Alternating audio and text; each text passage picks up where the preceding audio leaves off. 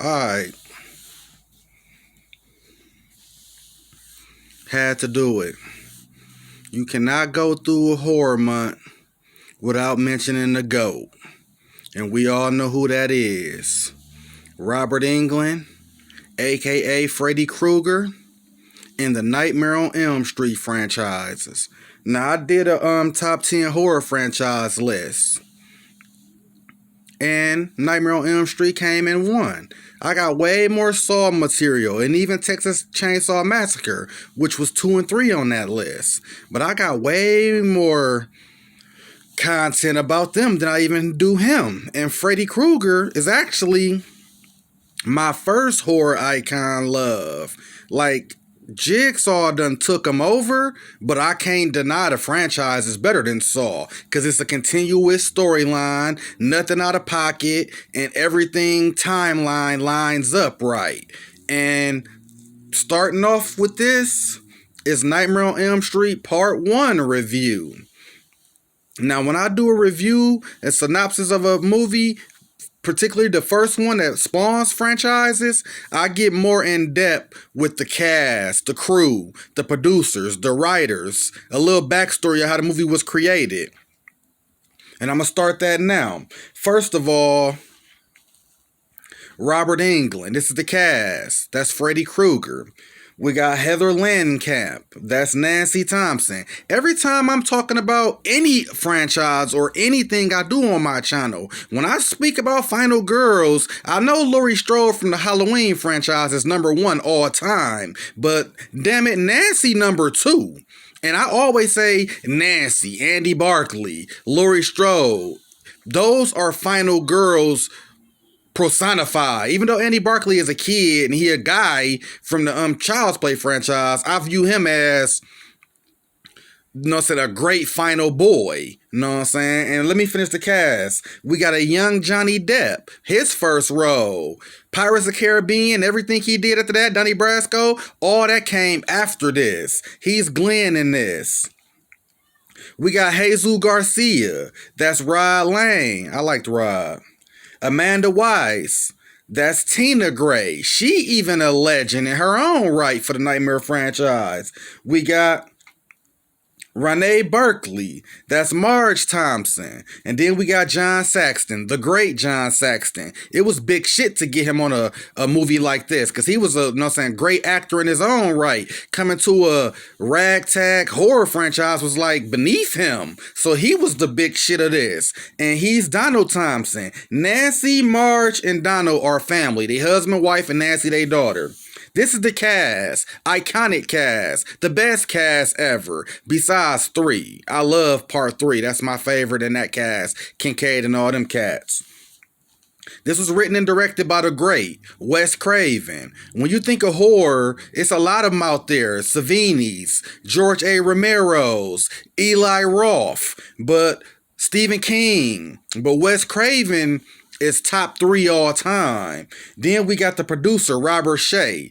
He greenlit the franchise. He made some decisions and got a little money hungry with Wes Craven in the future after the franchise was spawned. But he get all the praise and credit because he greenlit this and saw something that nobody saw. And I always talk about the first movie obviously had to be great classic to spawn a franchise, but I also bring in the budgets to let you know how much money that they had or didn't have compared to how much they grossed and how much they didn't have faith in these franchises by giving them low budgets, because the movies that came on after had huge budgets. So this came out in 1984, my birth year, 1.1 million. If you adjust that for inflation for 2021, that might be like 10 million, I'ma say. Whatever it might be. They grossed 57 million. So even if you fluctuated to today's money, 10 million would be the 1.1 million, 57 gross. So they would have spent 10 million, they probably would have made 100 million. You know what I'm saying? In today's market and time. Now I did about a month or two ago a segment called In-Depth Analysis. I chose 5 people that I thought would be more interesting. I left off Michael, Jason, and Freddy not that they backstories wasn't worthy of an in-depth analysis. It's just I had a different idea of what I wanted my in-depth analysis to be. But starting now, before I get into the movie, I gotta give a little in-depth analysis to Freddy Krueger's backstory in life. He was birthed by Amanda Krueger. She worked at a psych ward for the mentally insane, most criminally crazy people. One night she was locked in over like a holiday weekend with 1,000 maniacs, beat her and raped her, and that spawned Freddy. They say he was born from the demons. The 1,000 maniacs who raped his mom, which conceived him.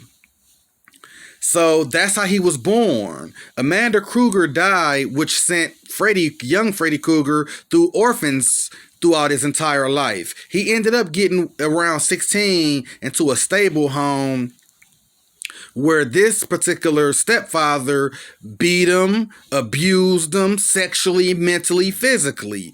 And Freddy Krueger got so numb to it that his father would come down to the boiler room basement that he used to hang out in and just whoop him with the leather belt, just lashes. And he would just be laughing, ha ha ha, the demonic laugh, like give me another.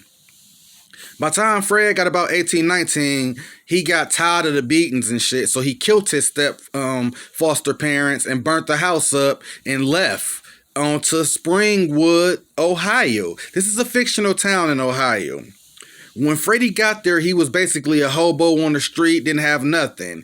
You know what I'm saying? He found his way into normalcy crazily. Like he ended up getting a job in a factory, getting a wife, and having a daughter. So for a few years, he, on the outside, would seem as if he had a horrible life. He got his shit together, and he making something of himself. But his demonic mind, his horrible childhood, because he used to kill pets. So that let you know he was going to be a psychopathic type of person. That's the first sign of it. Harming pets and animals and weaker beings under you as a child. So his urge never left. Even though he got a wife and a daughter and he got a job, steady money, income in the house, he still had his night.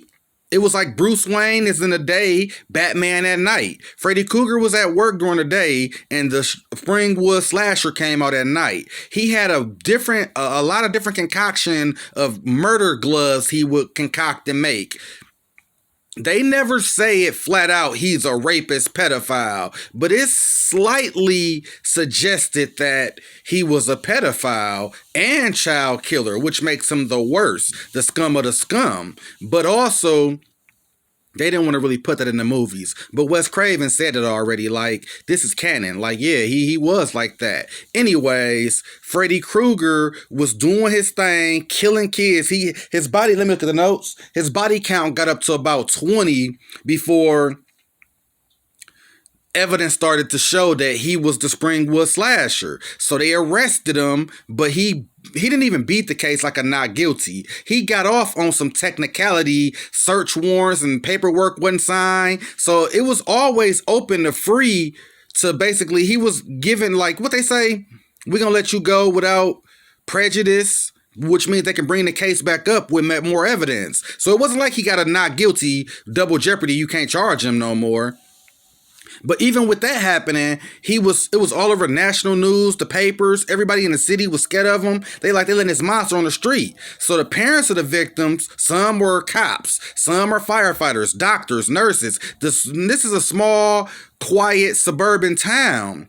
All the parents, when they found out he got over the case, they figured he was going to escape town and just say, fuck Springwood and leave. So all the parents gathered up in a mob mentality and burnt his old boiler room down, in which Freddy Krueger was in there dying, burning to death. Upon him dying, it was dream demons who sought out the most evil, vile souls as possible to inherit, to give them more power, to make the dream demons become realistic. So he made a deal basically with the devil to where if you take our initiation, you will live forever throughout these dreams. He agreed. Freddy Krueger, the man, the mortal, died. Now, He got to build his power up in the dream world. So for about 10, 12, 15 years, it's nothing. Stone silence. Stop. Smoke break.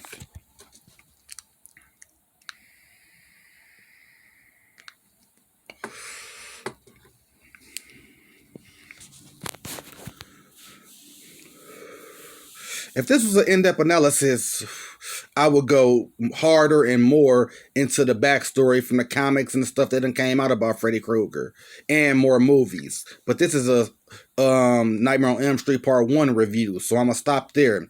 Now, as I gave all y'all the backstory, his life, how he was as a human, a kid, a boy, up to his death, his dream demons, now he in a dream zone.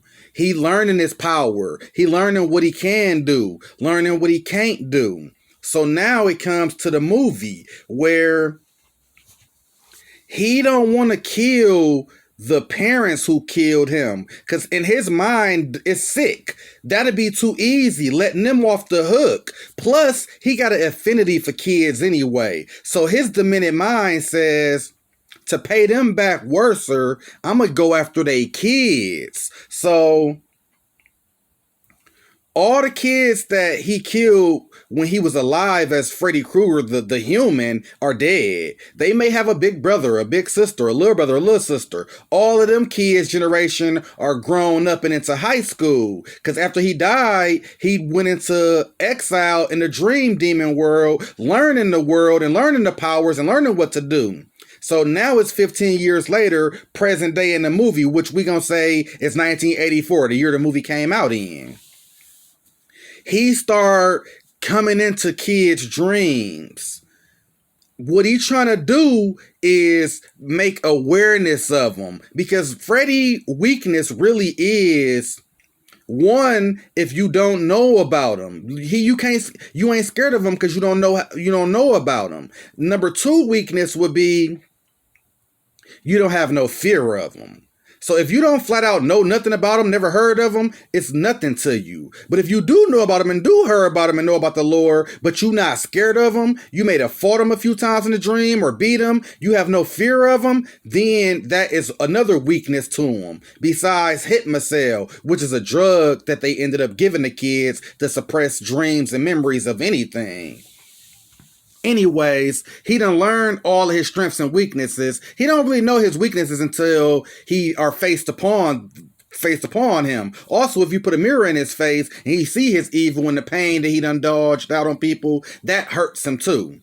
But anyways, he haven't came across people like the movies. Every movie is a different way to kill him. So that's where he find out that particular weakness and enhances it or make it a strength. I don't want to get ahead of myself too much or babble. I'm going to just stick on a point. So now, like I said, he's in Kid's dream. It ain't just the main characters that we follow, which is Glenn, Rod, Tina, and Nancy.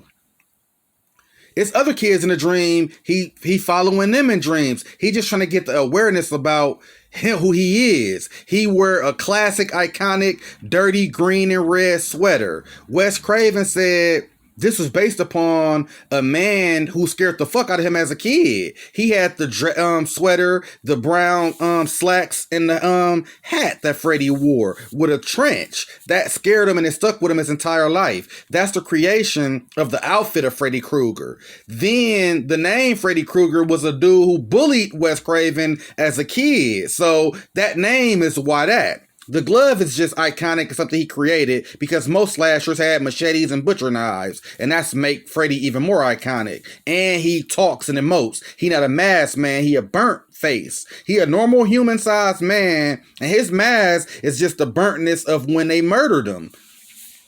So words start to get out that, you know what I'm saying? It ain't like words starting to get out at all, but people are having nightmares and they surviving because he ain't trying to kill him instantly. He trying to get the fear of him out so maybe people start talking about it to their friends or whatever, whoever. Then the movie starts off with Tina. You thinking this is the final girl, the main character. She got a spooky ass dream and people always make jokes about it. Like, who's scared of a goat? Because when the dreams start, she in like a dirty ass, wet, dampy boiler room. a goat, rare, bye. It comes past her like a jump scare. And it's just like, it ain't meant to scare you like scare you. It's meant to let you know. In a dream, anything possible. It's like Leonardo DiCaprio said in Inception. When you fall asleep and you in a dream, you don't, you know what I'm saying, know every step of the dream. You just wait, you just dream and arrive at a spot. And that's how this movie does it perfecter than any movie after. Every movie after, you kind of knew, okay, yeah, this is a little different. They dreaming. But at this point, you don't know the mythos. You don't know the concept. You don't know nothing. You just watching it for what it is. So she going through the boiler room. You ain't getting clear looks at Freddy. You getting like it's like he put his hand on a boiler room pipe and then his nails pop out and scratch it. Or he behind a blanket and cut the blanket with his nails. Like you see a little burn spot of his head, but you ain't getting a clear vision of him. But this ain't no we finna wait 40 minutes to show you the villain. You see his ass 2 minutes later. Because as he's scaring her through the dream and she run into this area, she backs herself in a corner where he pops out and scream and jump scare her to death. And I'm like, whoa, this shit's spooky. That's when she wake up from the dream. But she noticed her blouse, her nightgown, got the razor claw, 4 claws from Freddy's glove. So she like, fuck. Confused? I would be too. So her mom is kind of like a Jezebel. Her father went up to glory. R.I.P. to her father, Tina Gray father. So her mother's still trying to, you know what I'm saying, get her, still like got her groove back. She going on dates and shit. She trying to be a hot girl mama in the 80s. Kevin Samuels type shit. Anyways, so she out in Vegas with her boyfriend. Tina was so spooked from the dream, she tell Nancy and Glenn are also a couple in this. They boyfriend, girlfriend. She tell them, come sleep over. My mom gonna be out of town for the weekend. I'm too spooked. So they agree. Glenn thinking, hell yeah, it's 2 chicks. I'm trying to get some with my female. Hell yeah, I'd do it. It's beneficial. I would have too. If my girl say, come spend the night at my best friend house with me, I'm thinking I'm fucking. So Glenn goes along with it. But Rod is her boyfriend and she talked to her boyfriend. So he don't really know the parents of the town, but he know, let me go check up on the crib and see what's going on. So as they at Tina's house, having a nice little slumber party, eating popcorn, chilling, you know what I'm saying? They hear a little teek on the door. And then, let me back up real quick. As they chilling and talking, Rod on the phone talking to his mom, like, yeah, everything good. Like, this the 80s, where you can't just have sleepovers, you know what I'm saying? You gotta lie, say you somewhere else. I'm at the clubhouse with the gang. So, while he in the background talking to his mom, Tina and Nancy chatting girl talk like, man, I'm telling you, that dream was scary as a motherfucker. Like, dude had a red and green sweater, little brown, little dirty hat. These nails was just... it was just like irritating. That sparked something in Nancy like, did you say he had 4 fingernails? Like the sweater? Like, you know what? I swear to God, I'm not capping. I think I had the same dream as you. Swear to God. And they both look at each other. This ain't no joke or they bullshitting. They instantly believe each other like, damn, that shit crazy. Glenn come over like, impossible. That's astronomically just not impossible. That's when you hear Rod throw the little rock against the thing. That makes you think, is Freddy here? Woo woo. Little jump scare coming, ready to come. By the way, I hate to do this. I'm late as fuck. Spoilers for the movie. But like I said, with the Saw review, this 37 years old. I don't care if you young or not. If you ain't seen Freddy Krueger Part 1, fuck off. Like and subscribe though. Anyways, when they hit hear the little rocks pedals against the window, they go out there to investigate. They tell Glenn, go check it out. So Glenn looking through the bushes, he got a little hammer in his hand, like, I'm gonna punch your lights out, whoever it is. And then he like, I don't see nobody, let's go. He turned his back, Rod come out with a jump scare, tackle him. Rod Lane, tackle him, get down at the 5-yard line, woo! I remember he said that shit. Anyways, Rod get up and Glenn get up. He dust them off like, man, you asshole. Rod pull out the little switchblade like, man, Then Nancy like, man, we just babysitting. We just chilling over here with your girl. She a little spooked. And so then Rod, he instantly on business because he like a bad boy where Glenn is all buttoned up. He like, oh, so y'all having a sleepover and he here? That must mean mom ain't here. He on business. Ain't no finna be thinking about him, I fucking. He know he fucking. He take Tina right up to the room. Smacking cheeks. He hitting it. Glenn on the couch. He ain't even in the bed with his chick. I'm like, you a square ass nigga. You ain't gotta get no pussy. I get it. This the era where, you know what I'm saying, final girls couldn't even have sex. But still, you can't even at least sleep with the bitch? You can't feel a titty? Like, you square ass nigga? I always thought like, I'd have got some that night, or at least slept with her. Getting off topic. Anyways, after that, Tina get them cheeks smacked. She fall asleep. Instantly, Freddy Krueger get in her dream. He start throwing pebbles to the window. Crack it. You know what I'm saying? She in her little nightgown. She go out to investigate. And one thing I didn't say yet is Freddy Krueger, he known for his quiffs, his jokes, his puns, his welcome to prime time, bitch. He known for all that. This movie ain't none of that. No jokes, no plan, no fucking around. He's scary as a motherfucker. He intimidating. He got one or two minor jokes, but it ain't nothing like funny or he intimidating in this one. Back to business. As she walked to the back door, go outside, she see Freddy Krueger in the back alley. He stretches arms out, long as a bitch, starts scratching the little garage with his nails. Then he kind of run after a little goofy. That's one of the goofy parts right there. Then she looking back, running from him. And when she step up, he right in front of her. Then she push him out the way. She run into the back of the house trying to get in the house. That's when he like Tina and cut off a few of his fingers and started laughing. Little green ooze coming out of him. She like, oh God, no. He like, this is God. And when she tried to bang in the door and get in, he tackle her. In the dream state, he just on top of her, you know what I'm saying, slashing her. But she wakes up. This where some of the mythos and stuff kind of don't make sense. Is she woke? Is she dreaming? Whatever. But anyways, this is the iconic scene where Freddy slashed her on the wall, you know what I'm saying, cutting her up. And she all over the wall, blood everywhere, is yelling.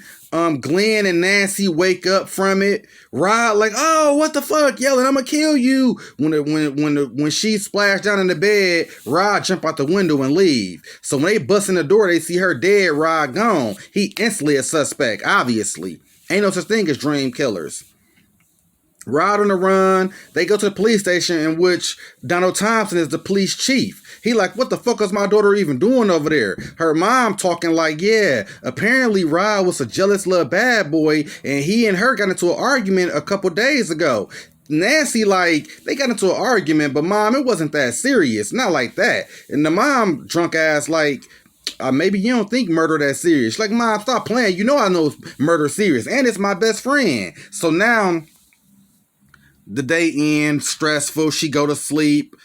You know what I'm saying? Fred don't even go in her dream. He just like, yeah, I'm on some shit. I could chill for a day or two. The next morning, she wake up for school, and mom's in there drinking liquor in the morning. Already, like, man, what the fuck going on? She on the phone talking to, like, you know what I'm saying, friends and family. She like, you ain't going to school today. She's like, no, mom, I'm going to be bored as hell all day. I got to go to school. She's like, fuck it, go. The pops set up something where we watching his daughter all day in case Rob pop out or anything happen. So as she going to school, Rob, you know what I'm saying, grab her, throw her in the bushes, trying to talk to her like, man, I swear to God, I ain't do that woo-woo. She's like, man, the door was locked on your side. I don't believe you. Rod get a little aggressive, but not nothing major. That's when Donald come out of the bush. It's like, yeah, we've been watching you. Get your ass up. They take him in. Nancy like, damn, Dad, you used me as bait? What if he really would have hurt me? Woo woo. She's like, no. He like, baby, what you doing going to school anyway? She's like, man, fuck you, Pops. She go to school. She's so tired and exhausted, though. She instantly fall to school in, like, English class. That's when a nightmare happened where Nancy in a body bag getting dragged. She come out the classroom to follow the body bag. Then she run into the little hall monitor. The lady like, where's your pass? Nancy like, screw your pass. Next thing you know, she walk off, she turn around, the lady like, no running in the hallway with Freddy voice and Freddy vest and everything. So she like, what the fuck? Now we starting to get to the point where we starting to see the transition from woke to sleep. This was kind of clear. The hallway has got leaves in it. She gets to the downstairs and it turns into his boiler room, his kill fest. She going through the boiler room and he trying to kill her ass in this. He ain't fucking around to like let her know who he is. He knows she aware of him. So he going for the kill on Nancy ass. He cut his little stomach up, little maggots and goo come out of it, like just doing creepy ass shit. Once he get close to her to close in with the kill, she burn herself on a pipe, wake up, going crazy. The teacher run to the back of the room, calm her down like, yeah, you go home for the day.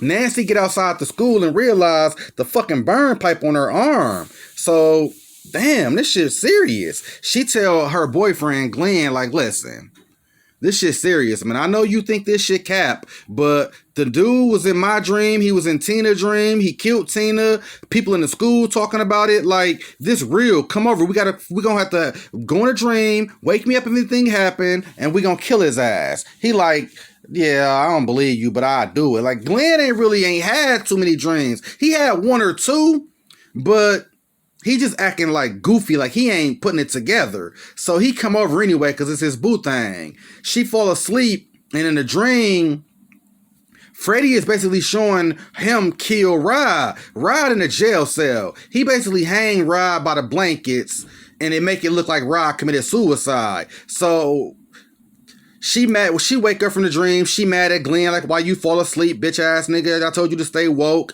He like, ain't nothing in it for me.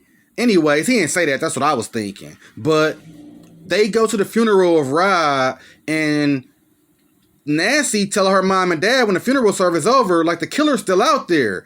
He got a red and green jacket, a red and green sweater, a brown hat, brown slacks. They instantly know, the mom and dad. You could look at their expressions when she say this, like, how the fuck she know about Freddy?